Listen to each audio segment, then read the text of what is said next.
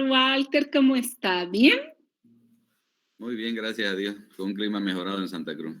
Qué bien, qué bueno. Sí, les cuento que en Sucre también está saliendo ya el sol y hay una mejor sensación térmica, ¿no? Bueno, nosotros no estamos acostumbrados al frío por acá, ¿no? Pero gracias a Dios hoy día ya salió un poquito de solcito y ya calienta el ambiente. Qué bien, qué bueno, excelente. 2 días, casi tres han estado, ¿no? Con este sur. Yo creo que una semana completa, ¿no? Uy, Porque paraba y llovía y estaba ahí el viento y el sur y la humedad y el frío, complicado. Pero bueno, claro, ya pasó, creo. qué bueno. Eso es muy bueno. Bueno, ya se van incorporando más. Enseguida vamos a empezar ya con la última parte de nuestra clase. Mientras todos llegan, vamos a hacer unos anuncios publicitarios previos. Em, para el trabajo final, vamos a hacer, por favor, un trabajo de investigación, ¿sí?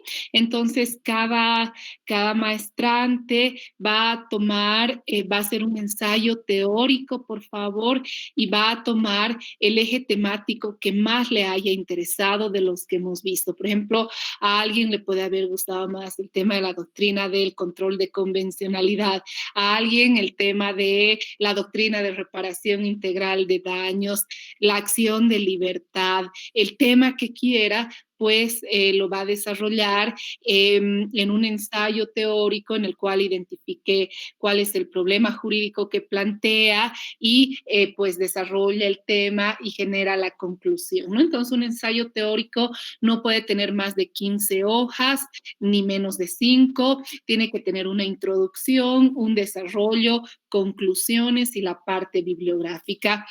Traten, si tienen ya algún criterio, alguna idea tal vez sobre un trabajo de tesis que quieran hacer, pues ya pueden ir avanzando. Estos son espacios, hay que aprovechar cada módulo justamente para ir escribiendo, para ir investigando, para ir avanzando en su trabajo de tesis. Así que, y bueno, estos temas que estamos viendo son temas transversales a cualquier tema específico que ustedes van a ir desarrollando. Así que por favor, en su trabajo teórico, en su ensayo, traten de ya ir buscando qué temas de tesis quieren, porque como les decíamos, lo que queremos en este programa de maestría es no solo que concluyan las clases presenciales, nos vamos a diferenciar además de otros programas porque queremos que concluyan con la tesis ya elaborada, ¿sí? Así que vamos a darnos plazos. ¿Les parece bien? 2 semanas para el trabajo, ¿están de acuerdo? Sí, doctora, yo creo que Sí, ¿no es cierto? Es un está plazo bien. razonable. Hoy día estamos 22. Podríamos darles, ¿qué les parece así para que tengan sábado y domingo más hasta el 7 de septiembre? ¿Les parece? Me parece bien. Súper. Una pregunta, Entonces, doctora. dígame, querido ¿Qué, doctor.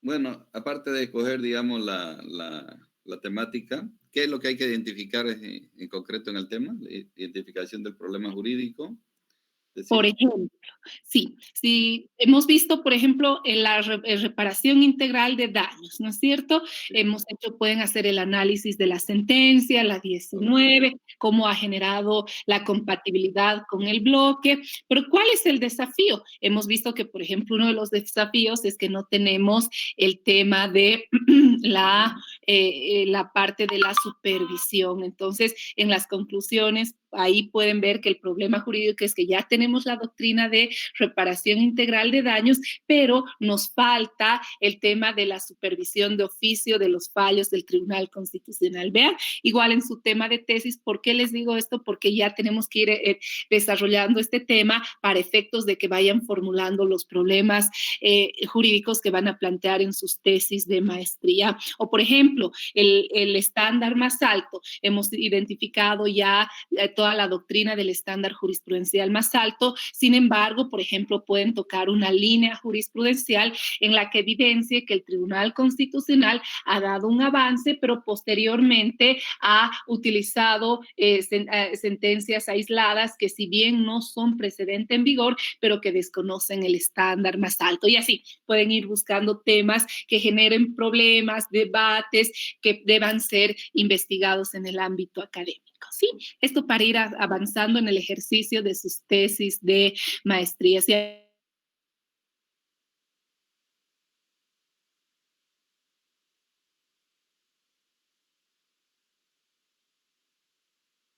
Jurídico de relevancia y fundamentalmente que tengan un tema de tesis que les apasione. Eso es lo primero para que puedan concluir su trabajo. ¿Sí? Gracias, gracias. También. No, a usted, querido doctor. Bueno, creo que ya, ya estamos incorporándonos. Sí, ¿verdad?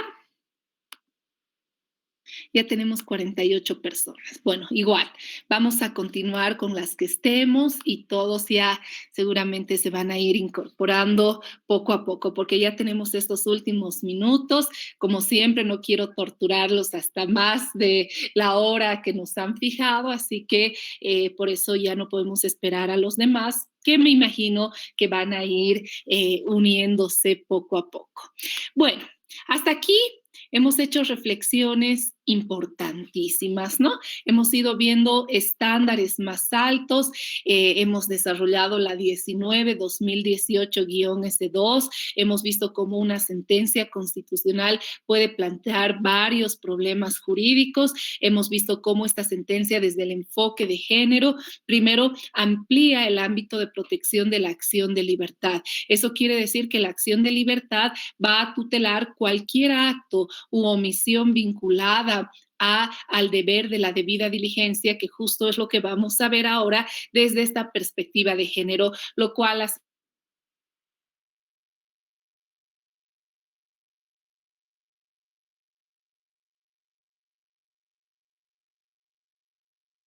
alcances de la doctrina del estándar jurisprudencial más alto, y establecido que el estándar más alto no solamente está en la jurisprudencia del Tribunal Constitucional, sino también en los estándares del sistema interamericano o del sistema universal. Entonces vemos cómo aquí se armoniza todos estos temas del estándar más alto con la doctrina del bloque de constitucionalidad. Hemos visto también otro tema importante a partir del cual la 19-2018-S2 en ejercicio del control de convencionalidad, ejerce control de convencionalidad en cuanto a los estándares más altos en niñez y adolescencia vinculadas a violencia en razón de género. Y finalmente hemos visto también como el Tribunal Constitucional en la sentencia 19-2018-S2 ejerce control de convencionalidad, es decir, verifica la incompatibilidad del artículo 39 del Código Procesal Constitucional con todo el avance del derecho internacional de los derechos humanos en cuanto a la doctrina de reparación integral de daños. Entonces, a partir de estos puntos, a partir de este avance, vemos también cuán importante es toda la doctrina de reparación integral de daños, que hemos ido viendo que tiene 6 componentes importantes. Primero, la restitución del derecho. Luego, el daño material, que implica utilizar un concepto de daño emergente, lucro cesante. Luego,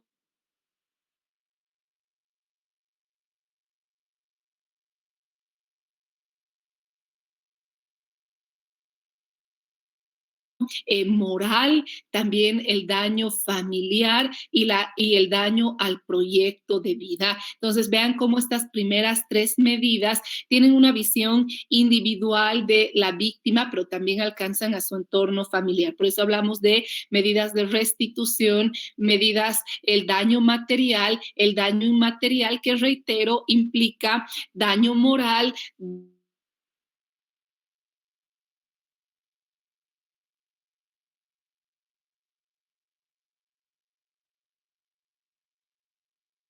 implican un activismo judicial, que tienen la finalidad de generar un efecto transformador en las sociedades, de manera tal que en estas tres últimas medidas entendemos realmente el alcance de un juez, de un activismo judicial a favor de los derechos humanos, que puede generar mecanismos dialógicos entre los órganos públicos y que está destinado a asumir medidas que eviten que esta vulneración se vuelva a repetir. Y eso es muy importante porque nos hace avanzar y nos hace pensar que el Tribunal Constitucional no solo debe concluir con una sentencia que conceda la tutela, sino más bien debe concluir en una lógica a partir del cual genere un cambio de cultura en los derechos fundamentales. Por eso esta visión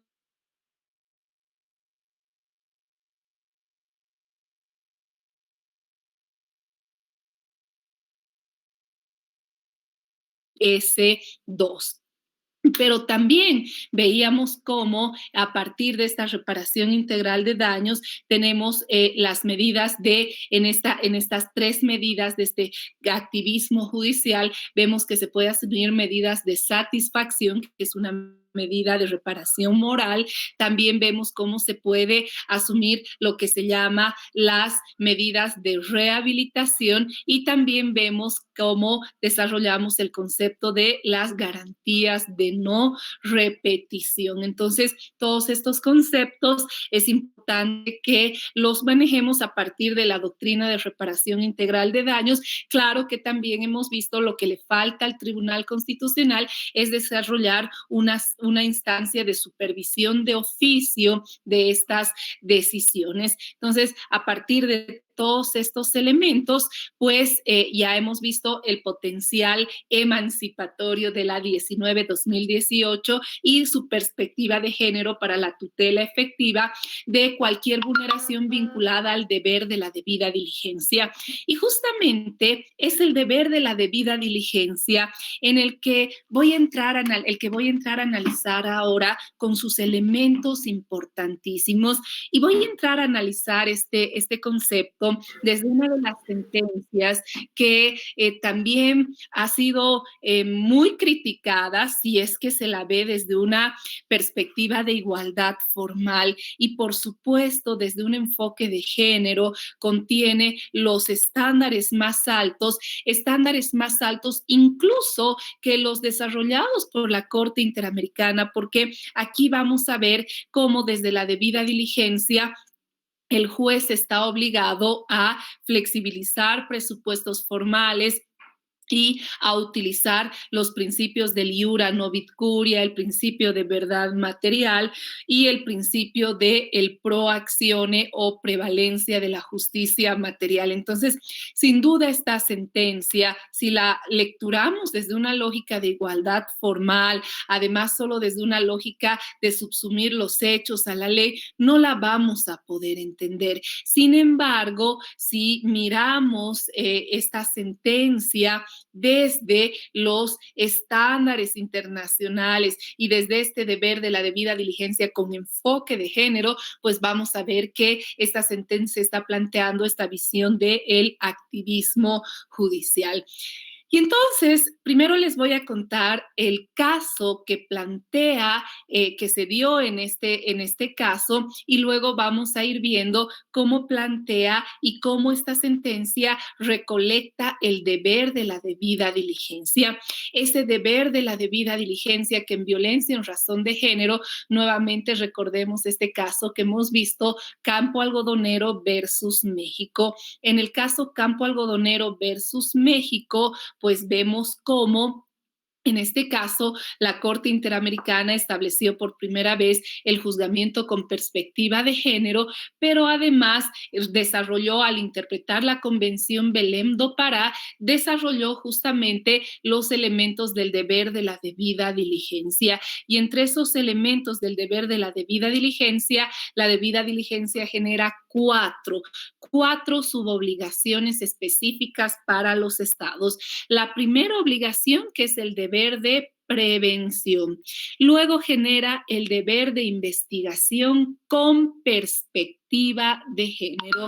También el deber de sanción y el deber de reparación integral de daños. Vean entonces cómo el deber de la debida diligencia, reitero, genera estas 4 subobligaciones: el deber de prevención, el deber de investigación con perspectiva de género, el deber de sanción y el deber de reparación integral de daños. Entonces, a partir de estos 4 elementos, este deber de la debida diligencia, si bien es un estándar que forma parte del bloque de constitucionalidad, tal cual lo estableció la sentencia 110, quebrado 2010-R, sin embargo, también este estándar ha sido asumido en ejercicio del control de convencionalidad, justamente es en esta sentencia tan importante que hoy estamos viendo, que es la sentencia 17, quebrado 2019-S2. Bien, entonces les voy a comentar muy rápidamente en qué consiste el caso y cómo empieza a razonar el Tribunal Constitucional a partir de la perspectiva de género y a partir de este deber de la debida diligencia. Entonces, primero, este es un caso que emerge de una tipología de la acción de libertad, que es la acción de libertad traslativa o de pronto despacho frente a que va a vulnerar, que va a proteger el derecho a la celeridad procesal vinculada a la libertad, pero que a partir del principio de iura novit curia y de la protección reforzada de víctimas de violencia en razón de género y del deber de la debida diligencia se resuelve a través de otra tipología de la acción de libertad, que es la acción de libertad instructiva, a partir de la cual, de acuerdo a la 19-2018, que ya la hemos visto, cualquier acto que vulnere el tema de el derecho de las mujeres a una vida libre de violencia va a ser tutelada por la acción de libertad. Entonces, aquí vemos cómo hace una reconducción de oficio el Tribunal Constitucional de tipología de las acciones de libertad. Entre paréntesis, un poco para contextualizar y para poder entender este tema, el Tribunal Constitucional tiene una sentencia muy importante, que es la sentencia 44-2010-R. Esta sentencia es una sentencia sistematizadora de línea porque además a partir de la Constitución de 2009 sistematiza los diferentes tipos de acción de libertad. Y tenemos otra también importantísima, la sentencia 1156, quebrado 2013, que también sistematiza la tipología de la acción de libertad y que a esta acción de libertad se van a ir sumando algunas tipologías muy importantes. En el material que les he mandado hay un artículo que hemos escrito recientemente publicado con Gabrielita Sauma, Patricia Cerrudo y mi persona, que se denomina la acción de libertad con enfoque de género. En este artículo, si alguien ya no me va a alcanzar el tiempo, la verdad es que realmente las clases nos quedan cortas, pero si a alguien le interesa ver todo este tema que les digo de la tipología de la acción de libertad, la encuentran en el artículo que les menciono y también tienen un texto que les he mandado que versa sobre los estándares jurisprudenciales más altos en acciones tutelares. Entonces, aquí también van a encontrar, cuando vean el capítulo de la acción de libertad, a la luz de los estándares más altos, van a encontrar la tipología de la acción de libertad. En la tipología de la acción de libertad, vemos que el Tribunal Constitucional en algunos casos ha interpretado la acción de libertad más allá del tenor literal del artículo 125, es decir, el 125 establece que la acción de libertad procede para tutelar el derecho a la vida, el derecho a la libertad, que se entiende como libertad física o libertad de locomoción, el procesamiento indebido, la persecución ilegal. Son los 4 supuestos de la acción de libertad. Sin embargo, la tipología de la acción de libertad ha ampliado de protección de la acción de libertad. Y por eso la pedagogía constitucional nos invita a ver la tipología de la acción de libertad, especialmente una de la finalidad de esta pedagogía constitucional de la tipología de la acción de libertad es identificar las famosas autorrestricciones jurisprudenciales que son tan frecuentes en el Tribunal Constitucional, que hacen que se deniegue la tutela sin ingresar al análisis de fondo de la problemática. Entonces, pues en estos casos, como les decía, tenemos una primera tipología, todo esto lo tienen en el material que les he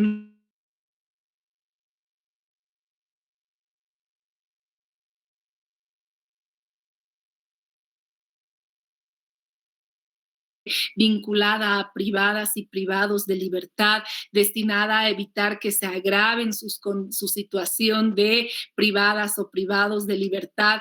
Tenemos la acción de libertad instructiva, que justamente su ámbito de protección es el derecho a la vida. Tenemos la acción de libertad, esta que les menciono, la traslativa o de pronto despacho, a la cual no le es, por ejemplo, aplicable la subsidiariedad excepcional de la acción de libertad, y tiene la finalidad de tutelar el derecho a la celeridad procesal vinculada a la libertad. Tenemos otra acción importantísima, que es la acción de libertad innovativa, que procede aun cuando haya cesado la privación de libertad y esta haya sido arbitraria, para dos fines: para el efecto de investigar a las personas o particulares que hubieran afectado el derecho a la libertad física o la libertad de locomoción, y para aplicar toda la reparación integral de daños que hemos visto. Y finalmente tenemos la acción de libertad conexa, a partir de la cual en casos concretos no solamente se tutela el derecho a la libertad o a la vida,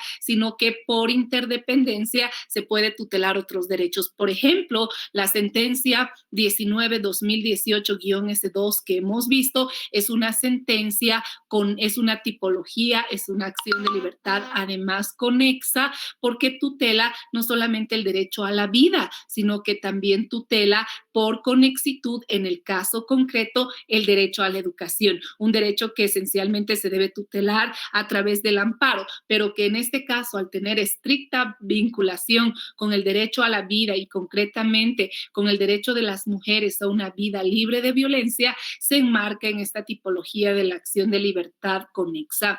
Entonces, les decía que la sentencia 19-2018-S2 emerge justamente de una acción de libertad expeditiva o de pronto despacho, pero que desde la perspectiva de género, a partir de la labor de argumentación, a partir de la utilización del ejercicio, el control de convencionalidad, de la aplicación de los principios de verdad material, del iura novit curia, del de prevalencia de la justicia material, pues el Tribunal Constitucional la resuelve como una acción instructiva.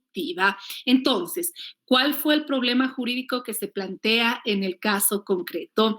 La persona que activa la acción de libertad era una persona que estaba en detención preventiva justamente por un delito de violencia familiar. Entonces, en este caso, el fiscal, el Ministerio Público decreta un sobreseimiento.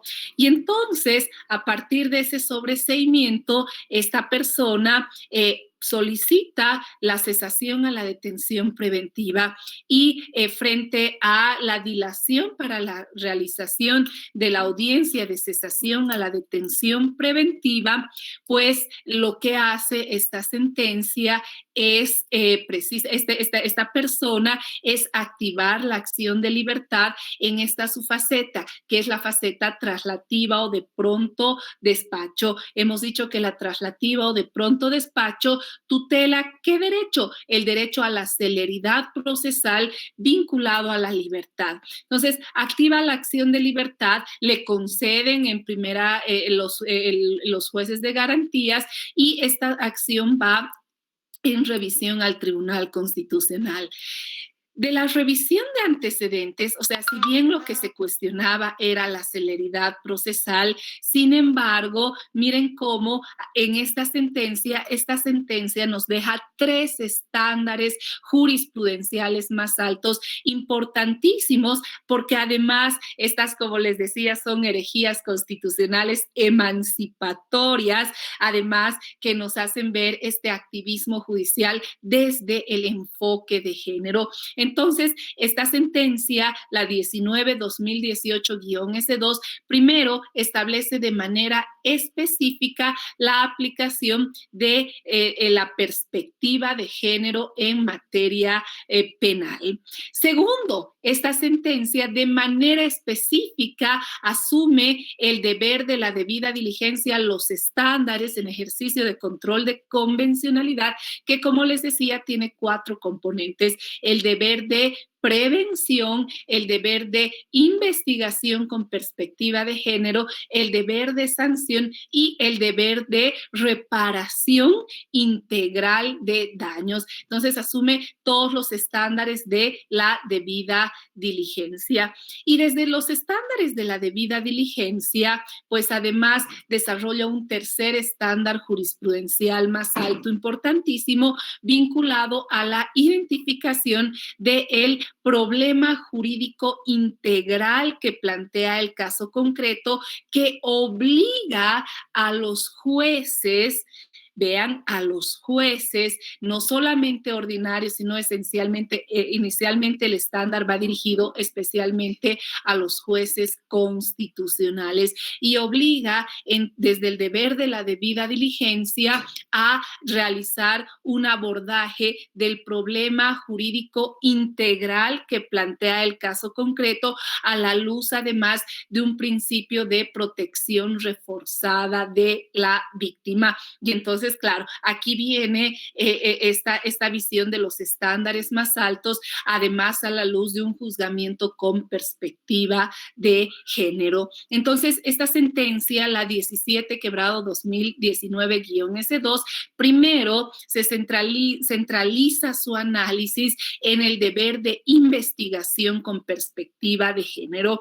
Y en el deber de investigación con perspectiva de género, nuevamente asume todos los estándares que ya los hemos ido reflexionando y establece que la declaración de la víctima, siguiendo los estándares desde que hemos visto Inés Fernández Ortega versus México, que parte este concepto, este es el caso a partir del cual la Corte Interamericana de Derechos Humanos estableció que la declaración de la víctima es el elemento suficiente, es una garantía. Además, ¿para qué? Porque a partir de este elemento suficiente, ¿qué tiene que hacer el Ministerio Público? El Ministerio Público tiene que iniciar la investigación sin pedir a la víctima ninguna otra carga probatoria, y debe ser el Ministerio Público, como ya hemos ido reflexionando, el que de manera reforzada genere toda la recolección probatoria, por ejemplo, los peritajes, que además hemos dicho que no deben recaer en la víctima, es decir, toda la documentación esencial, recopilar todo el tema, podría, que tenemos que mirar a partir de el deber de la debida diligencia. Pero antes nos pregunta, voy a hacer un punto y aparte, el doctor Roberto nos dice, ¿me podrían decir por qué medio nos envió el artículo sobre la tipología de la acción de libertad? Bueno, he mandado todo el material a la universidad. ¿No les ha llegado? Querido doctor Roberto.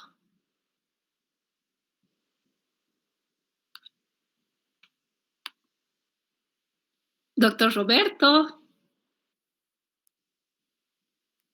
Bueno, no importa, no se preocupen, que entonces lo que vamos a hacer cuando terminemos nuestras clases en un minuto, les voy a volver a reenviar todo el material, ¿sí? Tenemos el WhatsApp de nuestro curso, entonces ahí enseguida terminando las clases, les voy a mandar este artículo de la tipología de la acción de libertad. Es un artículo actualizado con jurisprudencia constitucional actualizada hasta este año. La doctora Yolanda nos dice dice, a ver, vamos a leer, la doctora Yolanda nos dice, el material está en el correo individual.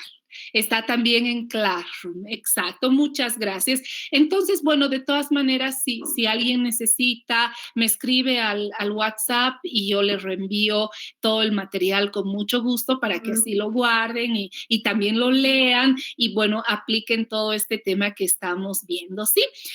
Y también en este material de la acción de libertad con perspectiva de género van a encontrar este análisis que estoy haciendo sobre la sentencia 17 quebrado 2019-S2 y sobre todas las sentencias que hemos ido viendo.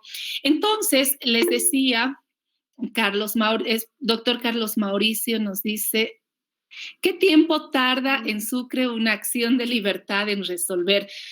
Ay, querido doctor, lamentablemente en Sucre está el tribunal con una mora de entre 8 meses y 1 año, lamentablemente. ¿Sí? Y creo que ahora con el tema de la pandemia, me imagino que la mora va a ser mayor. Ese es un tema terrible porque, como les contaba, justamente en el caso de la sentencia 19-2018-S2, imagínense cuánto tiempo tardó en resolver la acción de libertad del Tribunal Constitucional, casi 1 año. O sea que ese es más o menos el tiempo que tiene de mora el Tribunal Constitucional.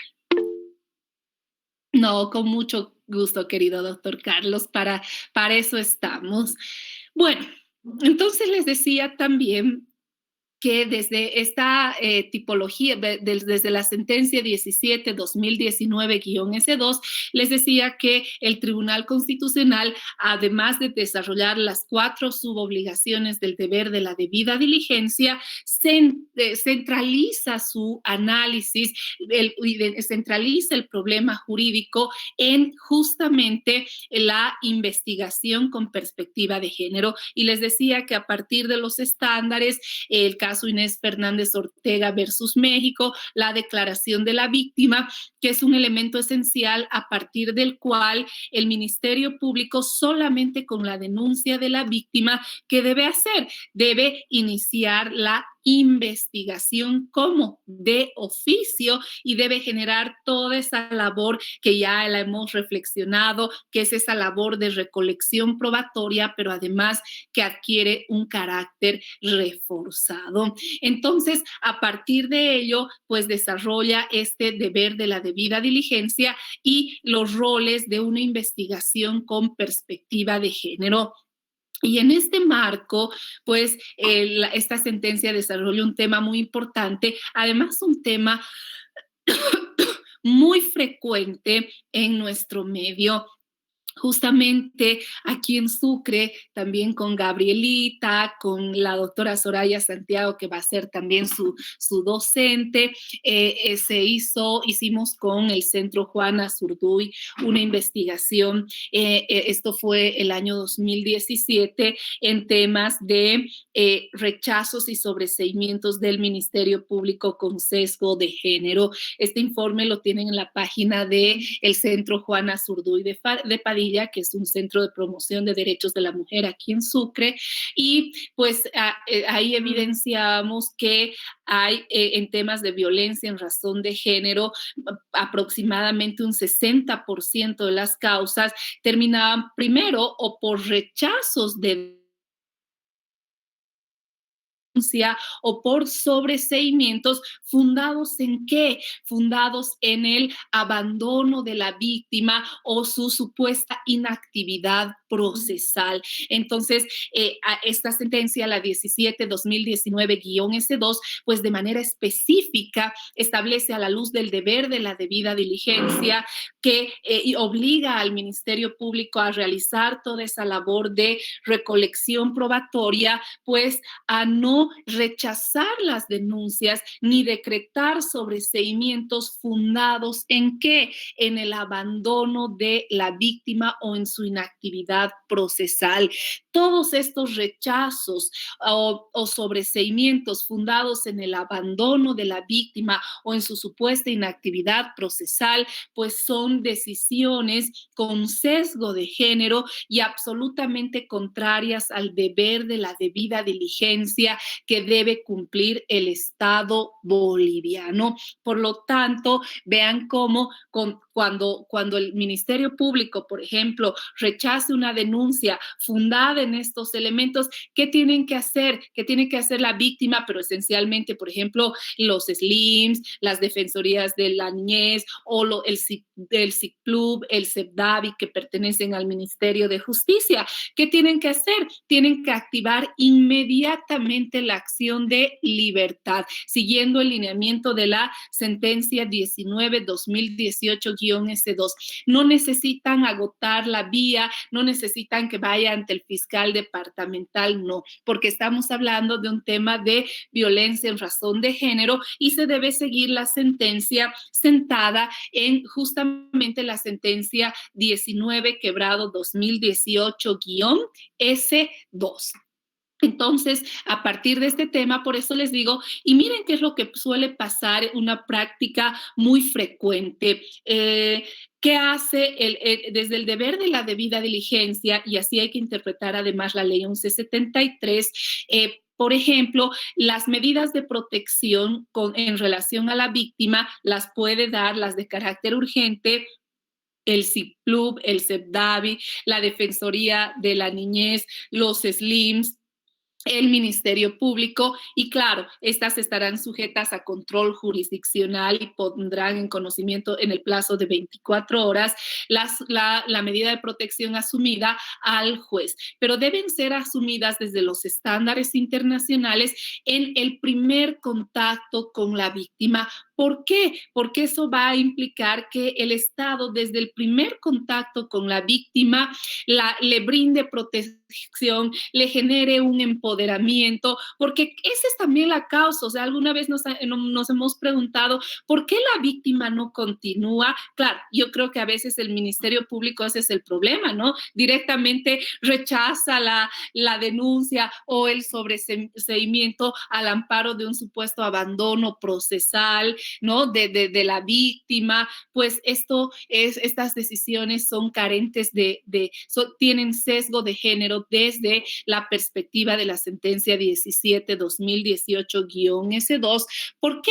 Y miren cómo debe adoptarse y debe interpretarse el deber de la debida diligencia de una manera integral. Por eso es que en el primer contacto con la víctima, lo primero que se tiene que hacer es dar la medida de protección, porque además la medida de protección para las víctimas emerge justamente de un carácter aplicable, es decir, se le aplica el principio de precaución. Eso quiere decir que no necesitamos informes previos, no necesitamos certeza, porque debe aplicarse el principio de precaución, lo que implica que las medidas de protección deben ser la regla, no la excepción. ¿Qué es lo que pasa cuando una víctima denuncia, por ejemplo, un tema de violencia en razón de género? Le dicen, no, vamos a hacer todavía el informe, vuelva la próxima semana para recién dar las medidas de protección. Entonces, por ejemplo, cuando llega a la casa, es que estos temas son muy frecuentes. Entonces, para empezar, la víctima, pues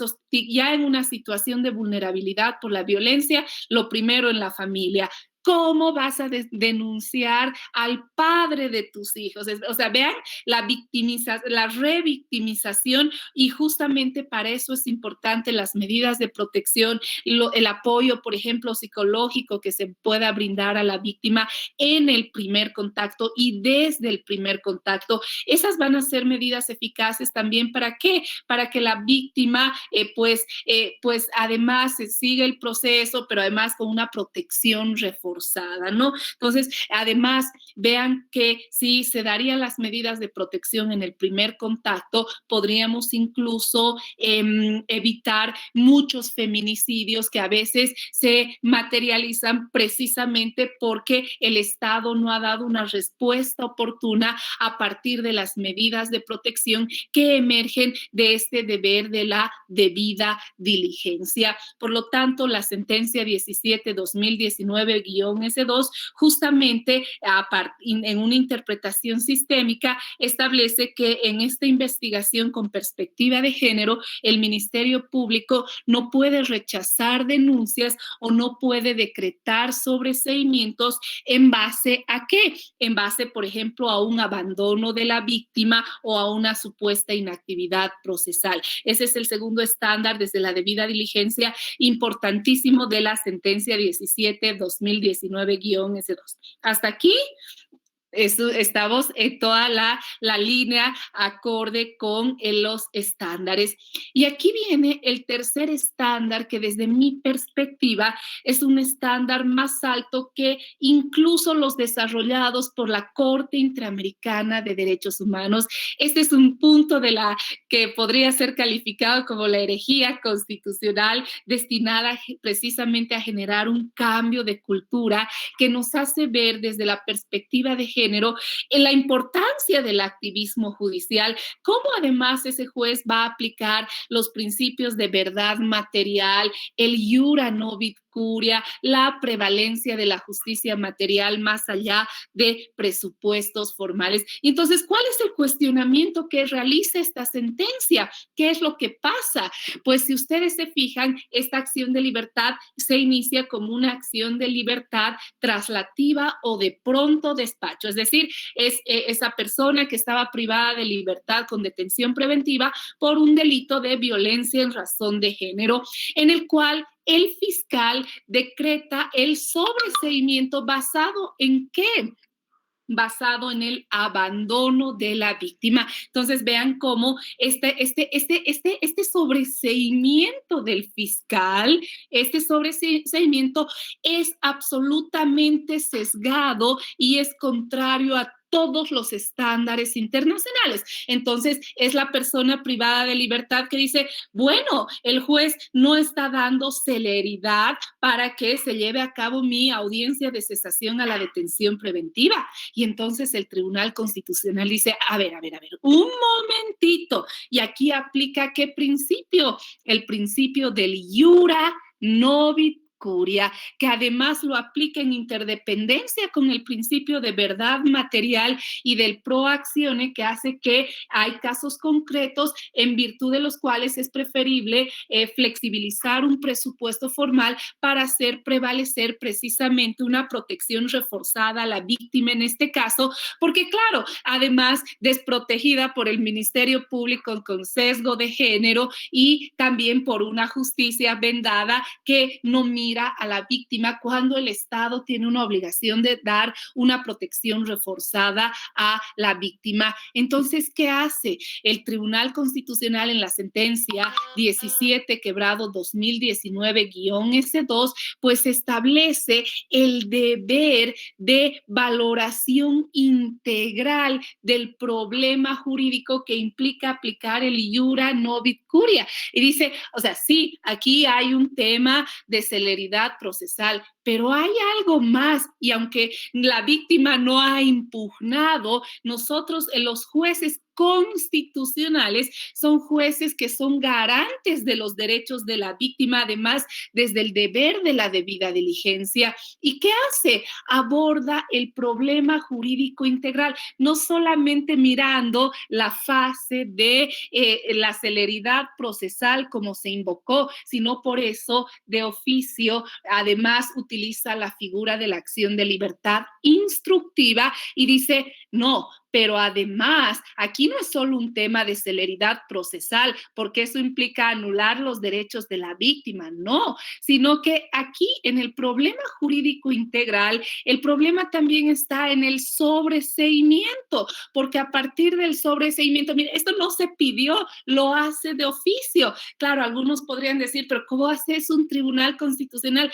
Claro, y el amparo, el fundamento constitucional vinculado al deber de la debida diligencia está en el principio de verdad material, en el principio del iura novit curia, en el principio de prevalencia de la justicia material. Y entonces, pues aborda el problema jurídico integral hasta el Ministerio Público y en su resolución, además, ordena al fiscal departamental para que resuelva ese sobreseimiento en el marco de los estándares internacionales del deber de la debida diligencia. Claro, aquí me podrían decir, pero aquí el tribunal ha actuado de oficio.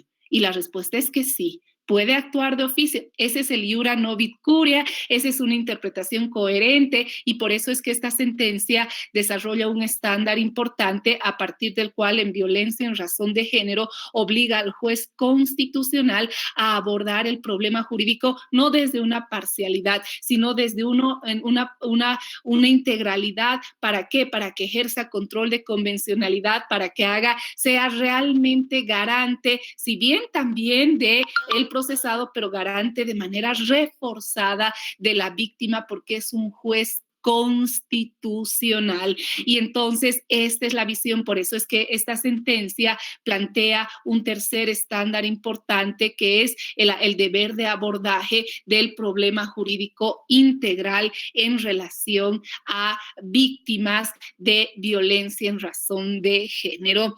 Pues también a partir de esta sentencia de la 17 tenemos otras sentencias muy importantes que en el texto, en el artículo que les he mandado y les voy a volver a mandar al WhatsApp cuando terminemos nuestra clase, en el artículo de la acción de libertad con perspectiva de género, pues van a encontrar otras sentencias importantísimas, por ejemplo, el tema de las medidas de protección que están interpretadas en la sentencia 346-2018-S2, así como en la sentencia 394-2018-S2. Tenemos otro estándar jurisprudencial más alto, importante también en la jurisprudencia constitucional en tema de género, que es la sentencia 353-2018-S2. Esta sentencia ejerce control de convencionalidad en este tema que lo hemos reflexionado mucho en esta clase y es el tema de la declaración de la víctima, ¿no? El valor de la declaración de la víctima, además, para activar de oficio y además el valor de la declaración de la víctima para el tema de los riesgos procesales en medidas cautelares. Vean cómo aquí se asume en ejercicio el control de convencionalidad y en delitos de violencia en razón de género para medidas cautelares, ustedes saben que primero se debe ver el tema del riesgo de autoría y luego los riesgos procesales. Para el tema del riesgo de autoría se aplica la presunción de veracidad en etapa para medidas cautelares en etapa preparatoria. Vean cómo estamos hablando de medidas cautelares. ¿Por qué? Porque precisamente las medidas cautelares, además, desde un enfoque de género, no solamente deben analizar los riesgos procesales de manera aislada, sino también desde la protección reforzada a la víctima. Por eso la sentencia 353-2018-S2 ha significado un avance importantísimo en el tema de las medidas cautelares y del ejercicio del control de convencionalidad.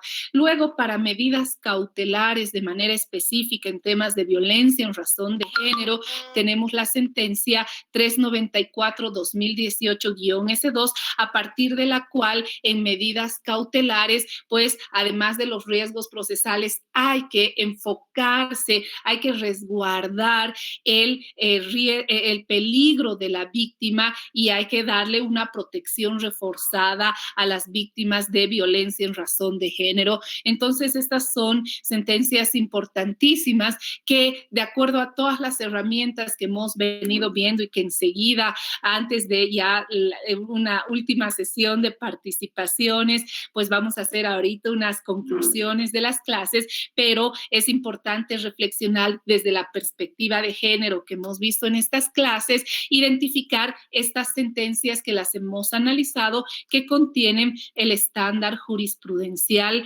más alto. Entonces, con todo esto ya hemos visto, y ahora sí voy a hacer una deconstrucción, las conclusiones finales de la clase que nos invitan. Esta clase no es una clase de dogmas, no hay verdades absolutas, son temas que están en constante construcción y pues bueno, la academia tiene que tener el puente para la construcción, siempre tiene que tener dos lados, ¿no es cierto? Entonces, una academia no puede trabajar de manera aislada, tiene que trabajar justamente en espacios plurales como estos, a partir de las experiencias en el ejercicio fiscal, en el ejercicio de la judicatura, en el ejercicio de la profesión libre, porque a partir de ello, desde estas diversas experiencias, vamos a generar puentes de construcción y ese ha sido uno de los objetivos de este curso y por eso es que hemos empezado en este curso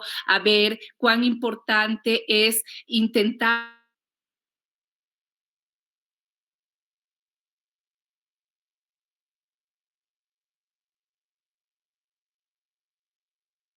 el desafío de quitar la venda a la diosa Temis, superar esa idea de las todopoderosas togas negras que miran, que condenan a todos o que juzgan a todos desde la igualdad sin mirar las asimetrías. Y precisamente, justamente por eso, en esta clase hemos desarrollado herramientas argumentativas para entender todo el concepto de los derechos y los derechos humanos en nuestro modelo constitucional y para aplicar los enfoques que tienen la finalidad de brindar una protección reforzada a quienes se encuentran en situación de asimetría por razones históricas y además por razones propias de un caso concreto.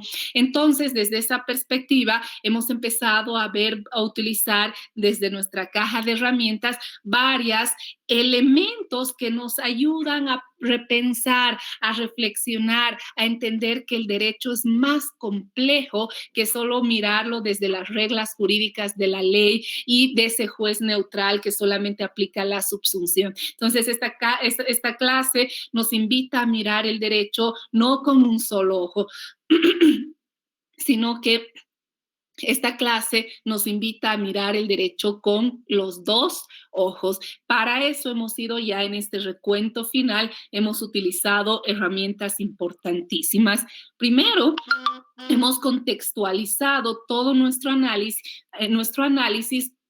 a un modelo de Estado y al modelo constitucional vigente, basado justamente en el Estado constitucional plurinacional de derechos. A partir de ello, hemos visto cómo hay que entender la construcción de derechos, no solo desde la Constitución, sino hemos visto un bloque de constitucionalidad que desde la sentencia 110/2010-R contiene la Constitución, contiene a los tratados internacionales referentes a derechos humanos, contiene a los estándares internacionales referentes a derechos humanos y contiene además principios y valores de rango constitucional como por ejemplo el principio de verdad material, el iura novit curia, el principio de justicia material. Vean cómo, por ejemplo, desde este bloque de constitucionalidad con rasgo axiológico, por ejemplo, la sentencia 17/2019-S2 ha desarrollado el estándar a la luz de la debida diligencia del deber de identificación del problema jurídico integral en temas de violencia en razón de género. Si no entendemos esta sentencia desde este rasgo axiológico, pues vamos a creer que el tribunal realmente ha cometido prevaricato. Vean cómo si entendemos desde el rasgo axiológico y desde el enfoque de género y desde este concepto del bloque de constitucionalidad, vemos cómo la argumentación va a ser coherente y además va a pasar todo el test de razonabilidad que hemos visto. Entonces, por eso en esta nuestra segunda herramienta argumentativa hemos visto la doctrina del bloque de constitucionalidad.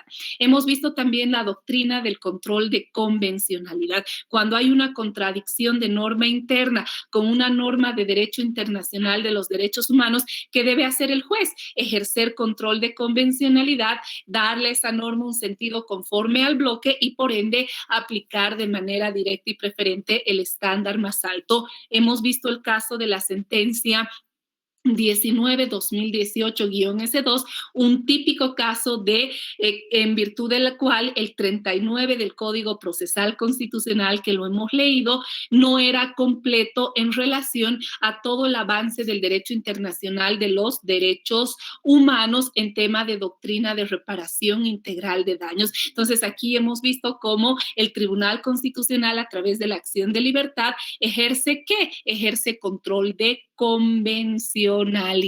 ¿Sí? También hemos visto otras herramientas a partir de las cuales hemos visto, por ejemplo, la doctrina del estándar jurisprudencial más alto, hemos visto la sentencia 846-2012, correcta técnica de aplicación e invocación del precedente en vigor, hemos visto la sentencia 2233-2013, doctrina del estándar jurisprudencial más alto, a partir de la cual el precedente en vigor no es necesariamente la última sentencia, sino el entendimiento que desarrolla el derecho de manera más favorable, de manera más progresiva. ¿Progresiva a quién? Y por eso hemos aplicado todos los enfoques. Hemos hablado del enfoque diferencial, el enfoque de género, el enfoque de interseccionalidad y el enfoque de interculturalidad. Es decir, la favorabilidad, además, para identificar el estándar más alto, parte de identificar una situación de asimetría. Entonces, por eso es tan importante en un Estado constitucional plurinacional de derechos utilizar la doctrina del estándar jurisprudencial más alto, pero además hemos visto que esta doctrina ha sido modulada por la sentencia 19-2018-S2, a partir de la cual el estándar más alto no necesariamente está en la jurisprudencia del Tribunal Constitucional, sino también está en el avance del derecho internacional de los derechos humanos, es decir, en un estándar o del sistema interamericano, del sistema universal de protección de derechos humanos, ¿sí? Entonces, hemos ido viendo todas estos temas, hemos ido viendo también el anterior sábado, hemos visto las pautas constitucionalizadas de interpretación, que son uno de los capítulos esenciales de este modelo argumentativo. ¿Puede el juez ir más allá de la Constitución? Sí, pero puede ir más allá de la Constitución siempre y cuando su justificación esté en base a las pautas constitucionalizadas. Hemos visto en estas pautas constitucionalizadas el 410, el 13.1, el 13.4, el 109, parágrafo 1, el 14.2, el 256 de la Constitución, que a su vez están en armonía justamente con otras pautas como el 1.1, el 29 de la Convención Americana de Derechos Humanos. Y finalmente, esta semana hemos intentado ver los enfoques, es decir, identificar al derecho desde las situaciones de asimetría. Hemos visto el enfoque diferencial que implica niñas, niños, adolescentes privadas de libertad, adultos mayores, personas con discapacidad, etcétera. Hemos visto el enfoque de género, además, desde la sentencia 346-2018-S2, que da toda esta visión de la violencia en razón de género. Y hemos visto también el enfoque de interculturalidad, que parte de una construcción plural de derechos a partir de un sistema plural de fuentes jurídicas.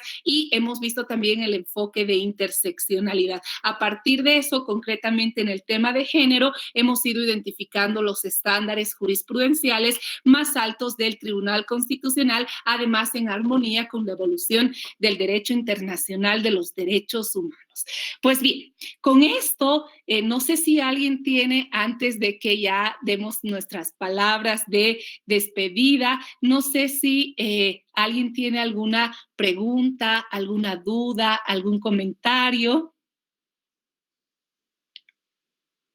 Doctora, nuevamente, doctora, ¿qué pasa con lo que pueda suceder, por ejemplo, en cuanto a medidas de protección, si por omisión o incumplimiento de deberes o otra cuestión, el fiscal de encargado de la causa, por ejemplo, no que pone en conocimiento las medidas de protección para que dichas medidas de protección sean homologadas ante la autoridad competente, en este caso el control jurisdiccional, conforme a la ley de procedimiento penal.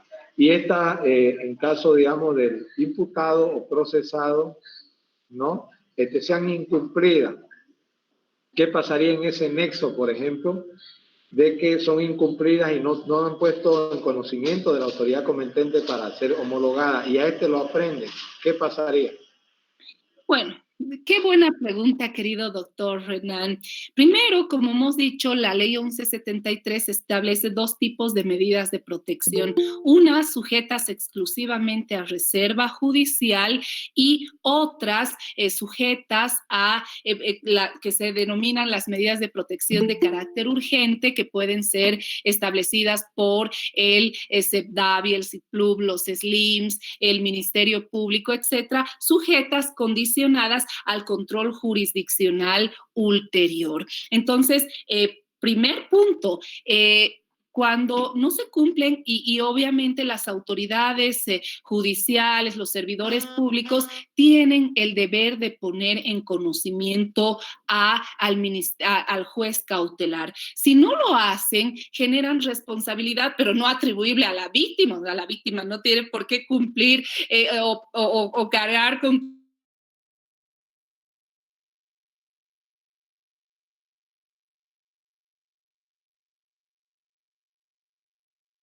de la función pública. Nunca se podría dar una interpretación contraria en sentido de dejarla sin efecto para la víctima o alegar la persona a quien se le impuso la medida de protección, por ejemplo, el presunto agresor, alegar que como no se cumplió, como no se dio la formalidad de dar a conocimiento al juez, pues él por eso la ha incumplido o que hay una aprehensión ilegal por ese tema.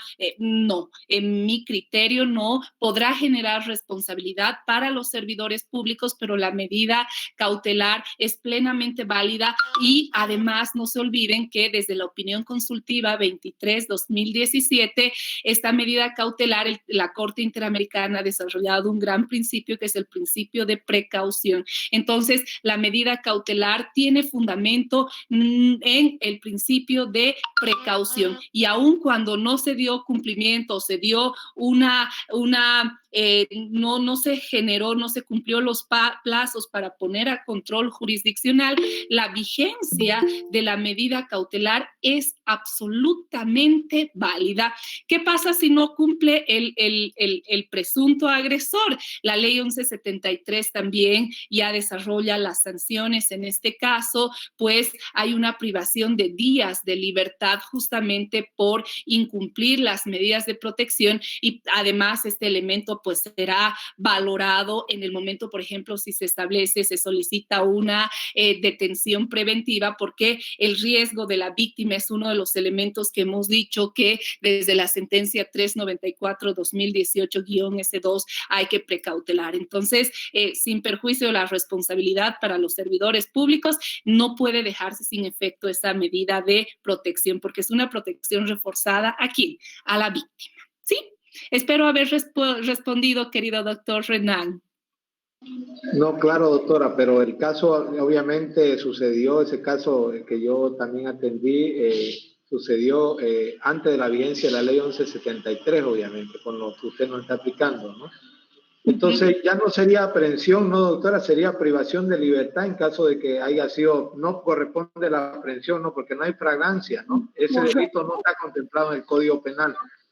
Sí. Por ejemplo, es un proyecto sí bonito, ¿no? Yo lo tengo, digamos, en mano, en puerta hace tiempo, ese proyecto de, por ejemplo, incorporación del incumplimiento a las medidas de protección, porque no hay aprehensión, digamos, ¿no? Porque ese delito no está contemplado en el Código Penal, entonces por ende no hay aprehensión, ¿no? Sino sería privación de libertad por 8 horas, ¿no? Del arresto, ¿no? Por 3 días, la ley 1173 establece un rango, creo que es de 3 a 5 días, que está expresamente disciplinado en la ley 1173. Claro, ahora no, pero antes de la vigencia no estaba, por ejemplo, ¿no? Y como no está en el Código Penal, por ejemplo, ese delito de incumplimiento a las medidas de protección, también ese es un proyecto bonito, ¿no? A tomar en cuenta.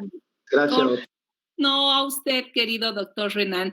Y si bien este tema de las medidas de protección, tenemos la 1173, pero no se olviden que con la ley 348 también ya teníamos las medidas de protección y también la recomendación general 35, que data del 2017 de la CEDAW, específicamente se refiere a las medidas de protección y de hecho la 1173 sigue directamente los estándares de la recomendación general 35 de la CEDAW.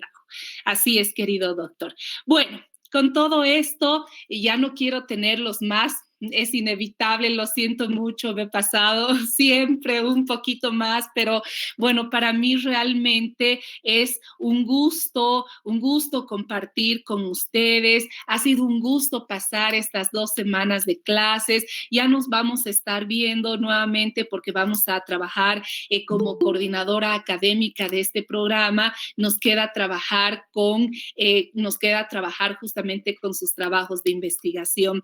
Gracias a todas y todos, he disfrutado, no se imaginan muchísimo estas nuestras clases, he disfrutado compartir con ustedes. Gracias por su participación, por toda la tolerancia. Disculpas por siempre pasarnos del horario, pero a veces hay cosas que pues hay que generarlas, hay que seguir generando el debate y pues nuevamente, como les digo, muchas gracias a todas y todos por su atención. El doctor Luis nos dice mi número de celular. Claro que sí. Doctor Luis, ¿está usted en el WhatsApp de la maestría? Ahí está mi celular, pero en todo caso, si no, se los vuelvo a dar, 676-00057. Así que cualquier cosa que necesiten, pues para eso estamos para acompañarlos y estamos para seguir generando estos diálogos académicos.